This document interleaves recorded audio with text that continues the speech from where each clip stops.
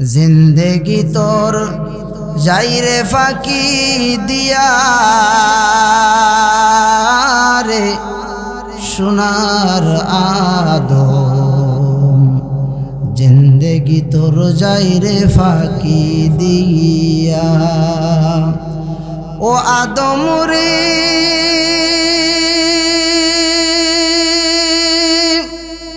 কামিনী রই কুলেতে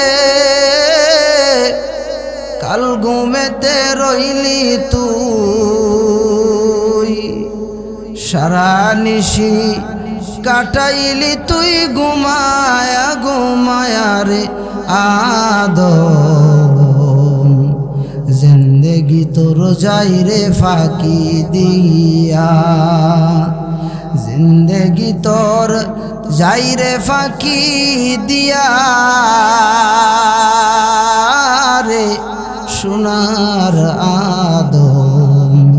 জিন্দেগি তোর যাইরে ফাঁকি দিয়া ও আদম রে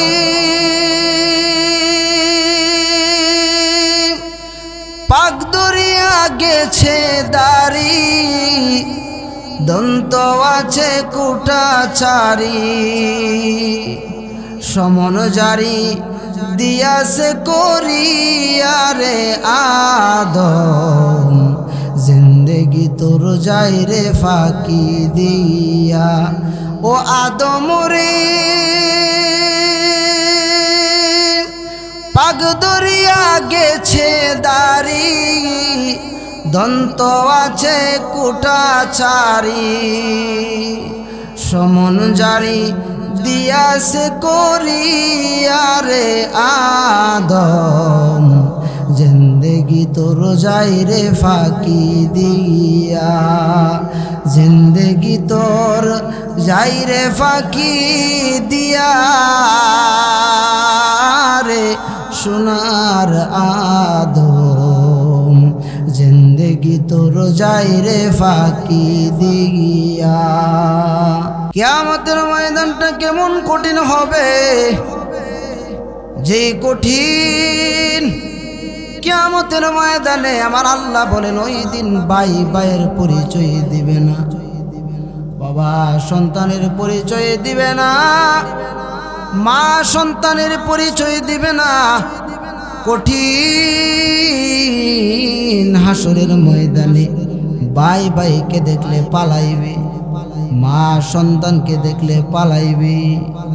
সন্তান মার কাছে গিয়া বলবে মা গো দুনিয়ার জমিনে তুমি আমারে কত আদর করতা, ও মা দুনিয়ার জমিনে নিজে না খাইয়ে আমারে খাওয়াইতা। মা গো দুনিয়ার জমিনে আমি যদি কোথাও যাইতাম, রাত্রটা যদি গভীর হয়ে যাইত, আমার ভাই ঘুমায় যাইত, আমার বাবা ঘুমায় যাইত, ও মা তুমি গভীর রজনীতে আমি বাসায় আইসা দেখতাম দরজার মধ্যে বসে বসে কান্দো, ও মা আমি জিজ্ঞাসা করতাম মা গো তুমি কেন বহিসা রইছ? মা চোখের পানি সেরে কান্দো আর বলতো ও সন্তান তোরে বাহিরে রাইখা সবাই ঘুমাইতে পারে, আমি মা ঘুমাইতে পারি না। ও সন্ধ্যালেখার মুসলমান জানি না কার মা জানে কবরে ঘুমাইছে, কার বাবা জানে কবরে ঘুমায় রয়েছে। আসো বাবা তাড়াতাড়ি আসো, মায়ের জন্য মাহফিলে বসে একটু দোয়া করো, বাবার জন্য একটু দোয়া করো। হতে পারে আগামীকালকে মাহফিল চলবে, আপনি আমি দুনিয়ার জমিনে নাও থাকতে পারি। ভাইয়েরা আমার একটা নেকির কেমন টান পড়ে যাবে জানোনি? কিয়ামতের ময়দানে কেউ কারো পরিচয় দিবে না। কঠিন হাসরের ময়দানে আল্লাহ বান্দাকে ক্ষমা করার জন্য উসিলা তালাশ করবে। কি তালাশ করবে? আল্লাহ বান্দাকে মাফ করার জন্য উসিলা তালাশ করবে। একজন আল্লাহর বান্দা আল্লাহকে ডাক দিয়া বলবে আল্লাহ আমি জান্নাতে যাইতে চাই। আল্লাহ বলবে বান্দারে তুই কেমনে জান্নাতে যাইবি? আল্লাহ আমি আমার নেক দিয়া জান্নাতে যামু। কি দিয়া যামু? নেক দিয়া জান্নাতে যামু। কই কেমনে যাইবি? দুনিয়ার জমিনে আমি 8 বার হজ করছি। কয়বার? আমাদের সমাজে এমন আসেনি হজের বড়াই দেখা। আমার মসজিদে নরসিংদী এক হাজী সাহেব আমার কো হুজুর আপনি কি জানেন না আমি যে 3 বার হজ করছি? আমি জানি তো। আমার নামের সাথে যে হাজী লাগান না, ও হাজী সাহেব মনে নাই। আল্লাহ আকবার। ওই বান্দা বলবে আল্লাহ আমি আমার নেক দিয়ে জান্নাতে যাইতে চাই। কেমনে যাবি গো আল্লাহ? আমি 8 বার হজ করছি, মসজিদে 5 লক্ষ টাকা দান করছি, জিন্দিগিতে নামাজ সারি নাই, রোজা সারি নাই, হারাম খাই নাই। আল্লাহ কই বান্দারে তুই তোর নেক দিয়া জান্নাতে যাইতে পারবি না। ওই আল্লাহ কেমনে? কিছুক্ষণ পরে একজন ফেরেশতা বান্দার এমন পানির পিপাসা লাগবে, হঠাৎ করে তার কাছ দিয়ে একজন আল্লাহর ফেরেশতা হাঁটবে, বলবে কার পানি লাগবে? পানি পানি। ওই আল্লাহর বান্দা ডাক দিয়া বলবে ও আল্লাহর ফেরেশতা আমি পানির পিপাসা, আমার কলিজা শুকায়া গেছে, কলিজা শুকায়া গেছে, আমারে 1 গ্লাস পানি দাও। কি দাও? আমারে 1 গ্লাস পানি দাও। আল্লাহর ফেরেশতা ডাক দিয়া বলবে বান্দারে তুমি যদি 1 গ্লাস পানি পান করতে চাও তোমার জিন্দেগীর 10 বছরের আমল আমাকে দিতে হবে। কয় বছরের? 10 বছরের আমল আমারে দাও। বান্দার এমন পানির পিপাসা লাগবে, বান্দা বলবে যাও আমি আমার 10 বছরের আমল দিলাম, তাও আমার 1 গ্লাস পানি পান করাও। মুসলমান ভাইরারে আমার, বান্দা 1 গ্লাস পানি পান করবে, 10 বছরের আমল শেষ। কিছুক্ষণ পরে আবার পানির পিপাসা লাগবে, বান্দা বলবে আল্লাহ পানির পিপাসায় কলিজাটা শুকায় যায়। কিয়ামতের মাঠের যে অবস্থা দেখবেন, আমাদের মধ্যে যখন এই রৌদ্রের দিন আসে, রৌদ্রের তাপটা যখন বাড়ে, রৌদ্রের তাপে কলিজাটা পানির পিপাসায় শুকায় যায়, যায় কি যায় না? বাইরা আমার, বান্দা বলে আল্লাহ পানির বড় পিপাসা। আল্লাহ যে বান্দারে বলছে বান্দা তুই তোর আমল দিয়া জান্নাতে যাইতে পারতি না যদি আমি আল্লাহ তোরে দয়া না করি, উসিলা না করি। বান্দা বলবে আরেক গ্লাস পানি পান করাও। বান্দা আরেক গ্লাস পানি পান করবে, বলবে তোমার 30 বছরে ইবাদত দাও। শেষ। কিছুক্ষণ পরে আবার পানির পিপাসা লাগবে, ফেরেশতা বলবে বান্দারে পানি পানি পানি, কার পানি লাগবে? বান্দা বলবে ও ফেরেশতা আমার 1 গ্লাস পানি পান করাও। এইভাবে করতে করতে জিন্দেগির সব আমল শেষ। আর আল্লাহর দরবারে 2টা হাত বান্দা উপরের দিকে উঠায় বলবে প্রভু গো আমি বুঝেছি আমি আমার আমল দিয়া জান্নাতে যাইতে পারবো না। আল্লাহ আমি বুঝেছি আমি আমার আমল দিয়া জান্নাতে যাওয়া সম্ভব না। তুমি যদি আমারে দয়া না করো আমি জান্নাতে যাইতে পারবো না। আল্লাহ বলবে বান্দারে তোর জিন্দেগিতে তো কোনো ভালো আমল নাই, দেখ তালাশ কর কোনো আমল আছে কিনা, খুঁজ দে। বান্দার আমল নামার মধ্যে একটা আমল খুঁজে পাবে। আল্লাহ বলে বান্দারে মনে আসেনি ওই যে জান্নাতের বাগানে মাহফিলে বৈশা একবার জবান খুলে বলছিলি সুবহানাল্লাহ, একবার জবান খুলে পড়ছিলি আলহামদুলিল্লাহ। আমি আল্লাহ তোর এই সুবহানাল্লাহরে আমি আল্লাহর কুদরতি ডায়েরিতে জমা করে রাখলাম।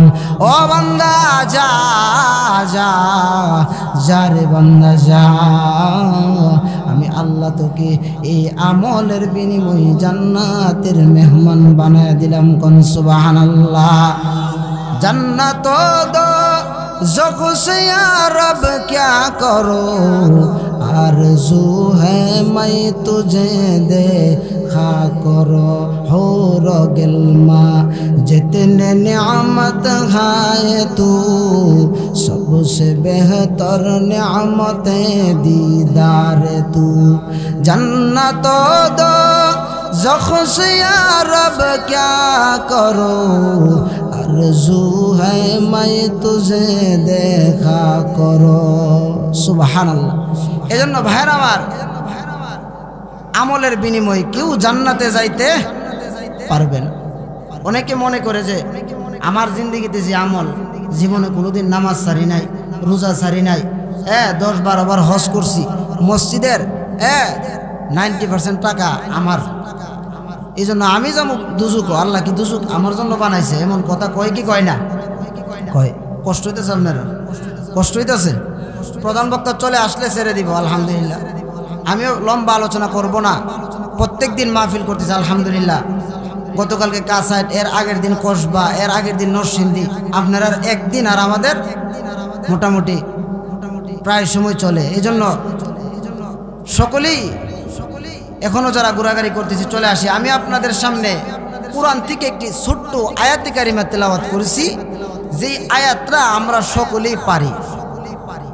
অনেকে দলিল দে, ফতোয়া দে, হুজুর কুল্লু নাফসিন যায়কাতুল মাউত। আমি কই এটার অর্থ কি? অর্থ জানি না, হুজুরের থেকে শুনছি। এটার অর্থ হচ্ছে মরণ। যাক, আপনার অর্থটা মোটামুটি ঠিক আছে। তা আমি আপনাদের সামনে যে আয়াতে কারিমা পড়ছি সকলেই এই আয়াতটা মোটামুটি পারি। পাশাপাশি আল্লাহ নবী সাল্লাল্লাহু আলাইহি ওয়াসাল্লামের অসংখ্য অগণিত হাদিসের বাণী থেকে একটি হাদিসের টুকরা পাঠ করছি।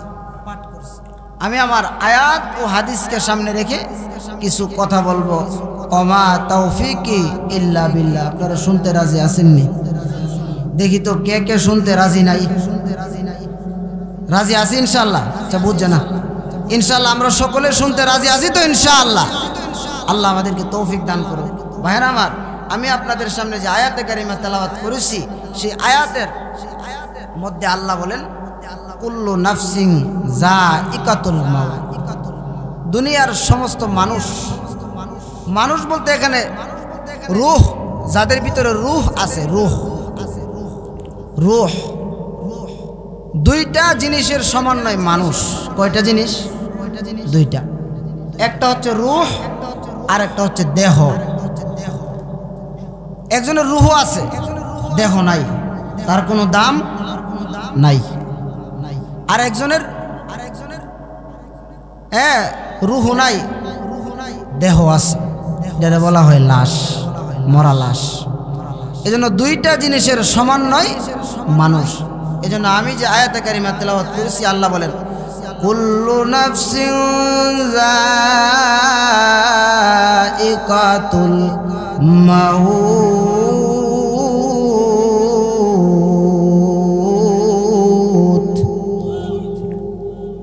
আল্লাহ বলেন দুনিয়ার সমস্ত মানুষ মরণশীল, মৃত্যুর পেয়ালা সকলেরই পান করতে হবে। দুনিয়াতে আসার সিরিয়াল আছে, কিন্তু যাওয়ার কোনো সিরিয়াল নাই। আপনি আমি সকলেই একদিনে দুনিয়া ছেড়ে চলে যাব, কিন্তু বোঝার বিষয় হলো আল্লাহ আমাদেরকে কেন বানাইছে, কি জন্য বানাইছে, কি নিয়ে আসলাম, কি নিয়ে যাব, মাঝখানের জিন্দিগিটা কিভাবে কাটাইব। এজন্য মৃত্যুর কোনো গ্যারান্টি নাই, যে কোনো সময় দুনিয়ার জমিন থেকে বিদায় হয়ে যেত। হযরত আজরাইল আলাইহিস সালাম, তার যে ভয়ঙ্কর রূপ, চেহারা, মৃত্যুর যন্ত্রণা কত কঠিন। যদি কোনো মানুষ মরণের সাকরাতটা নিজে অনুভব কইরা এরপরে আপনাদের কাছে আইসা বলতে পারতো যে মৃত্যুর যন্ত্রণা কত কঠিন, আমার মনে হয় মানুষ কোনোদিন গুনার কাজ করতে পারে। ভাইরা আমার, বন্ধুরা আমার, মৃত্যুর যন্ত্রণা কত কঠিন, আজরাইলের খপ্পরটা কত কঠিন হবে শুনো গো। আল্লাহর পয়গম্বর হযরতে ইব্রাহিম খলিলুল্লাহ নামটা শুনছেননি? ভাইরা আমার, বন্ধুরা আমার, হযরতে ইব্রাহিম খলিলুল্লাহ, আল্লাহর এত বড় পয়গম্বর ইব্রাহিম হযরতে আজরাইলকে একদিন ডাক দিয়া বলে, আজরাইল তুমি জান্নাতি মানুষের রূহটা কেমনে কবজ করো, আর জাহান্নামী মানুষের রূহটা কিভাবে কবজ করো, একজন নামাজীর রূহটা কিভাবে কবজ করো, আর একজন বেনামাজির রূহটা কিভাবে কবজা করো? আজরাইল বলে, ও আল্লাহর পয়গম্বর ইব্রাহিম, আমি যখন নামাজি মানুষের রূহটাকে কবজা করি আমার চেহারাটা অত্যন্ত সুন্দর থাকে, আর যখন আমি বেনামাজির রূহটারে কবজা করি আর চেহারাটা ভয়ঙ্কর রূপ ধারণ করে। হযরতে ইব্রাহিম খলিলুল্লাহ আজরাইলকে ডাক দিয়ে বলে, আজরাইল, আমি তোমার কাছে একটা আবদার করব। কি করব? কথা কই না, ওয়াজ বুঝেন না? কি করব? হযরতে ইব্রাহিম আজরাইলকে ডাক দিয়ে বলে, আজরাইল, আমি তোমার কাছে একটা আবদার করতে চাই। আজরাইল, তুমি যে বেনামাজি রূহটা কবজা করো, আমার একটু রূপটা দেখাইবানি। যখন তুমি বেনামাজির রূহটারে কবজা করো ওই সময় তোমার আকৃতিটা কেমন হয় একটু আমারে দেখাও। আজরাইল ডাক দিয়ে বলে, ইব্রাহিম খলিলুল্লাহ, আপনার এই আবদার আমি পূরণ করতে পারবো না। কইরেন না? কই কেন? বলে, আমি যখন বেনামাজির রূহটারে কবজা করি আমার চেহারাটা এমন ভয়ঙ্কর হয়ে যায়, আপনি যদি দেখেন আপনি সহ্য করতে পারবেন না। সুবহানাল্লাহ। ও ইব্রাহিম, আপনি যদি আমার কঠিন রূপ দেখেন আপনি সহ্য করতে পারতেন না গো নবী। ইব্রাহিমকে আমি সহ্য করতে পারবো, তুমি আমারে দেখাও। আজরাইল বলে, না, আপনি সহ্য করতে পারতেন না। কই না, দেখান, আমি সহ্য করতে পারবো। ভাইরা আমার, লক্ষ্য করে শুনো। হযরতে আজরাইল ইব্রাহিম খলিলুল্লাহকে ডাক দিয়ে বলে, ও আল্লাহর পয়গম্বর ইব্রাহিম খলিলুল্লাহ, শুনেন শুনেন, আপনি যদি আমার বেনামাজের রূহ কবজা করার সময় আমার যে আকৃতিটা হয়, আপনি যদি আকৃতিটা দেখতে চান তাহলে আপনার চেহারাটার একটু অন্যদিকে ঘুরান। মুসলমান ভাইয়েরা আমার, হযরতে ইব্রাহিম আলাইহিস সালাম যখন তার চেহারাটা অন্যদিকে ঘুরাইলেন, চক্ষুটা বন্ধ করলেন, আজরাইল যখন ওই যে বেনামাজির রূপটারে কবজা করার সময় যে ভয়ঙ্কর রূপ ধারণ করে ওই রূপটারে যখন আকৃতিটা ধারণ করলেন, এমন সময় হযরতে ইব্রাহিম খলিলুল্লাহ ওই যে আজরাইলের দিকে গারটা ফিরায়া তাকাইছে গো। তাকানের সঙ্গে সঙ্গে হযরতে ইব্রাহিম খলিলুল্লাহ অজ্ঞান হয়ে মাটির মধ্যে পড়ে গেলেন। আল্লাহু আকবার। মাটির মধ্যে যখন পড়ে যায়, মুসলমান ভাইরা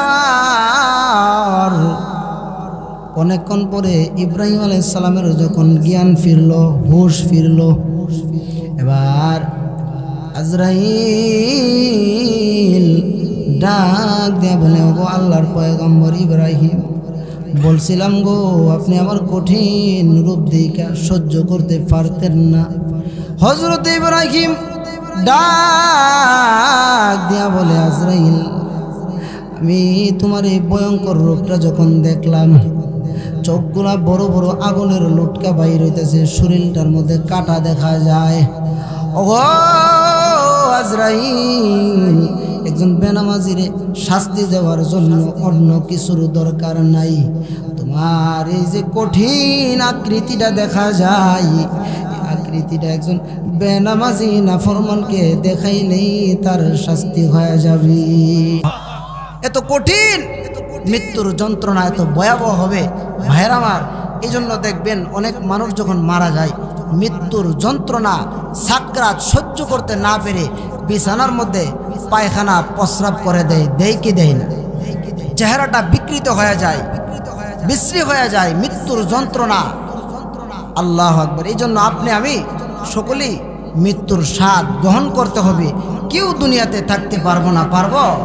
যত সুন্দর গাড়ি বাড়ি অট্টালিকা সাজাই, আপনি আমি যখন মরে যাব 2 দিন আমার জন্য কান্না করবে, 3 দিনের মাথায় কেউ আর আমার কথা মনে রাখবেন। এই জন্য আমি প্রায় সময় বলি, এ দুনিয়া ছেড়ে চলে যাব একদিন, মায়ারি বাদন ভেঙে যাবে একদিন। ঠিক নেই? সবাই বলেন, এই দুনিয়া ছেড়ে চলে যাব একদিন, মায়ারি বাদল ভেঙে যাবে একদিন। আসব না আমি আর এ ভুবনে কোনো দিন, দুনিয়া ছেড়ে চলে যাব একদিন, মায়ারি বাদল ভেঙে যাবে একদিন। আসব না আমি আর এ ভুবনে কোনো দিন, দুনিয়া ছেড়ে চলে যাব একদিন। এই যে বাড়ি গাড়ি ক্ষমতা সবই পরে রবে সবই, চলে যাব আমি। ঠিক কিনা? এই যে বাড়ি গাড়ি ক্ষমতা সবই পরে রবে সবই, চলে যাব আমি। দুনিয়ার মায়া সব, দুনিয়ার মায়া সব ভুলে যাবে একদিন, দুনিয়া ছেড়ে চলে যাব একদিন, মায়ারি বাদল ভেঙে যাবে একদিন। আসব না আমি আর এ ভুবনে কোনো দিন, দুনিয়া ছেড়ে চলে যাব একদিন। অবশেষে পরপারে দিতে হবে পারি, আদার কবরে রব একাকী আমি। অবশেষে পরপারে দিতে হবে পারি, আদার কবরে রব একাকী আমি। আসব না আমি আর, আসব না আমি আর এ ভুবনে কোনো দিন, দুনিয়া ছেড়ে চলে যাব একদিন, মায়ারি বাদল ভেঙে যাবে একদিন। আসব না আমি আর এ ভুবনে কোনো দিন, এ দুনিয়া ছেড়ে চলে যাব একদিন। সকলে একটু জিকির করি, লা ইলাহা ইলাহা ইল্লাল্লাহ,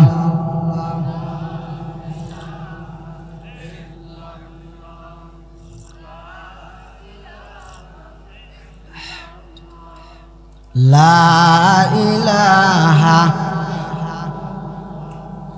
লা ইলাহা লা ইলাহা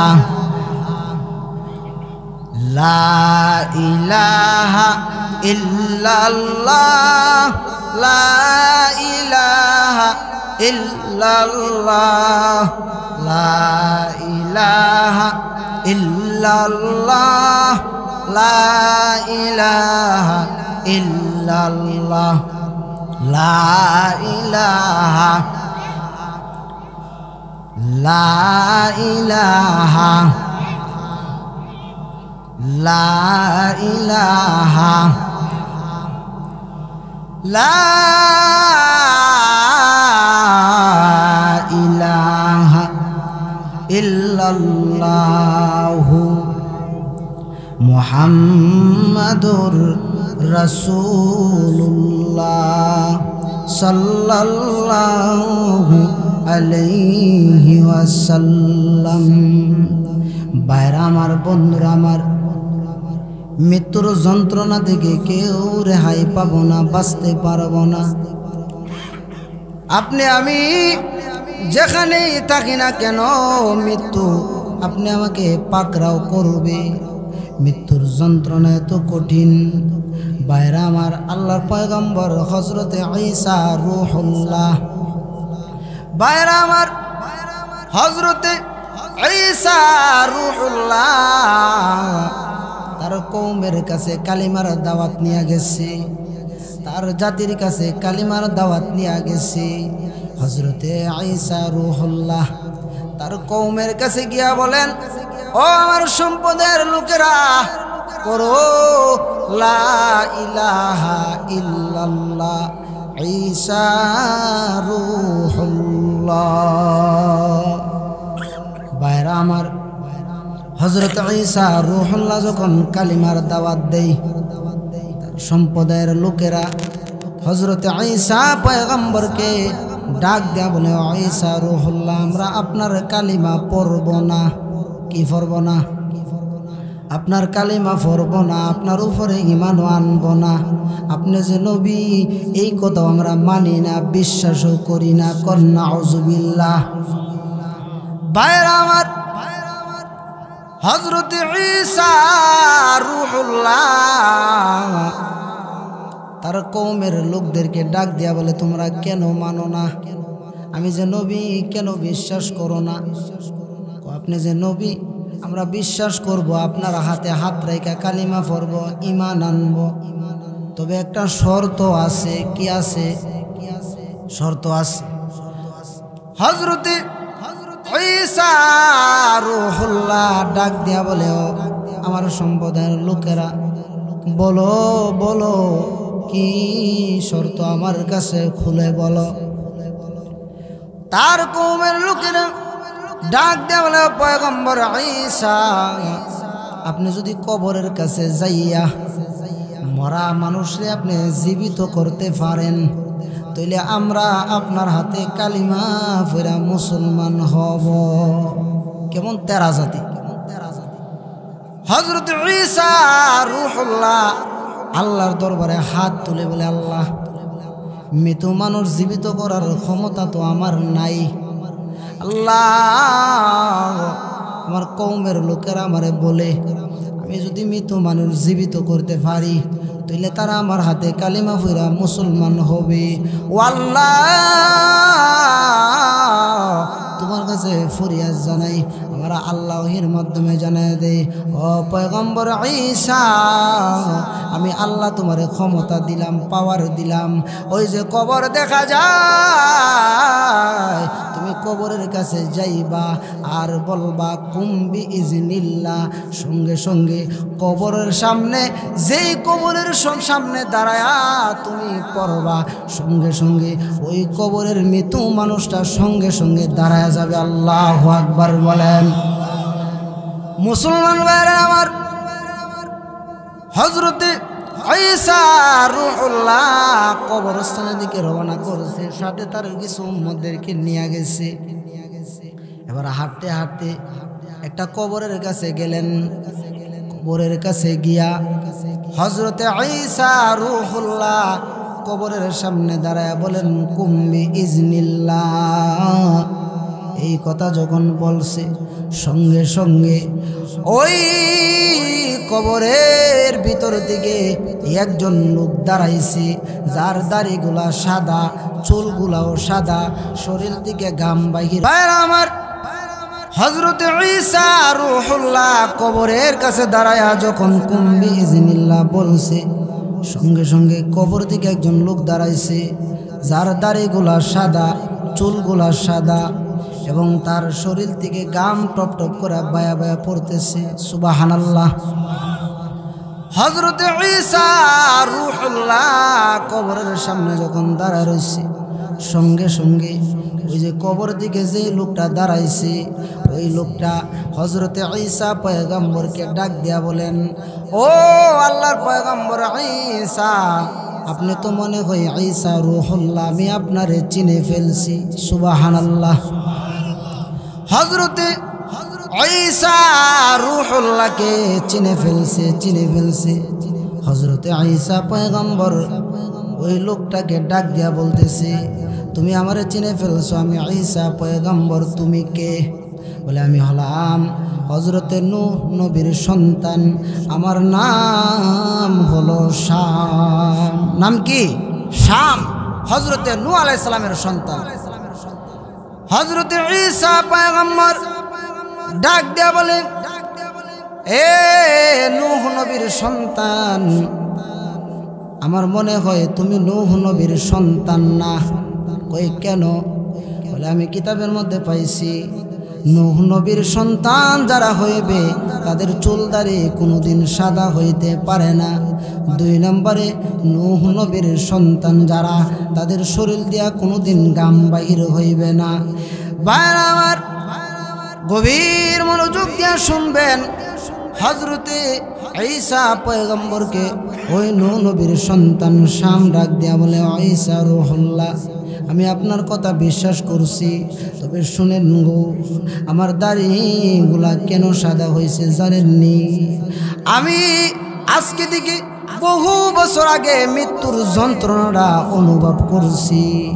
মৃত্যুর যন্ত্রণা কত কঠিন হবে আমার আল্লাহ কোরআনের মধ্যে বলেন, ওয়ান্নাজিআতি গরকা। ভাইরা আমার, আল্লাহ বলেন শপথ ওই সকল ফেরেশতাদের যারা বেনামাজের রূহটাকে এমনভাবে টান দিবে, এমন সজোরে টান দিবে।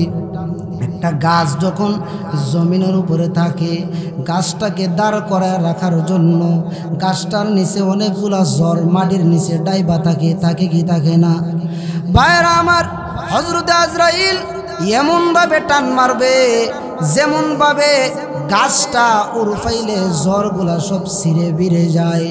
একজন বেনামাজির রূহটা আজরাইল এমনভাবে টান মারবে, এমন সজোরে টান মারবে, টান মারার কারণে তার শরীরের জয়েন্টগুলা ছুটে যাবে, শরীরের সবগুলা রক্ত ছিন্ন বিচ্ছিন্ন, একটার সাথে আরেকটা কালেকশন বন্ধ হয়ে যাবে। ভাইরা আমার, হযরতে ঈসা রূহুল্লাহকে নূহ নবীর সন্তান শাম ডাক দেয়া বলে, ওগো আল্লাহর পয়গম্বর ঈসা, আবার চুলদারি কেন সাদা হয়েছে? ওই যে বহু বছর আগে আমি মৃত্যুর যন্ত্রণাটা অনুভব করছি, এই মৃত্যুর যন্ত্রণা অনুভব করার কারণে আমার চুলদারি যে সাদা হয়েছে, আজও পর্যন্ত আমার চুলদারিগুলা সাদা রয়ে গেছি। ভাইরা আমার, হযরতে নূহ নবীর সন্তান ডাক দেয়া বলে, ও আল্লাহর পয়গম্বর ঈসা, আপনি 2 নম্বর প্রশ্ন করেছেন, আমার শরীর দিয়া কেন গাম বাহির হইতেছে? আমার শরীর দিয়া কেন গাম বাহির হইতেছে জানেননি? হযরত আজরাইলের মৃত্যুর যন্ত্রণাটা আমার কাছে তো কঠিন মনে হয়েছে। হযরত আজরাইল যখন আমার মৃত্যুর সময় আমার রূহটাকে যখন বাহির করবে, মৃত্যুর যন্ত্রণায় আর শরীর দিয়া যে গামগুলা বাহির হয়েছে, ওগো ঈসা রূহুল্লাহ, এখনো পর্যন্ত আমার শরীর দিয়া টপ টপ করে গাম বাহির হইতেছি। আল্লাহু আকবার! মৃত্যুর যন্ত্রণা এত কঠিন। ভাইয়ের আমার, হযরতে ঈসা রূহুল্লাহ এবার নূহ নবীর সন্তান শামকে বলতেছে, তুমি কি এবার কবরে চলে যাবে নাকি দুনিয়ার জমিনে থাকবে? হযরতে নূহ নবীর সন্তান শাম বলে, আমি যদি দুনিয়াতে থাকি তাহলে আমার কি আবার মরণ হইব? হ্যাঁ, তোমার আবার মরণ হবে। না ও ঈসা রূহুল্লাহ, যদি আবার মরণ হয়, আবার যদি আমার এই মৃত্যুর যন্ত্রণাটা অনুভব করতে হয়, দরকার নাই, আমি দুনিয়ার জমিনে থাকতে চাই না। ভাইয়েরা আমার, হুজুরকে বসায় রেখে আমি আর আলোচনা করব না।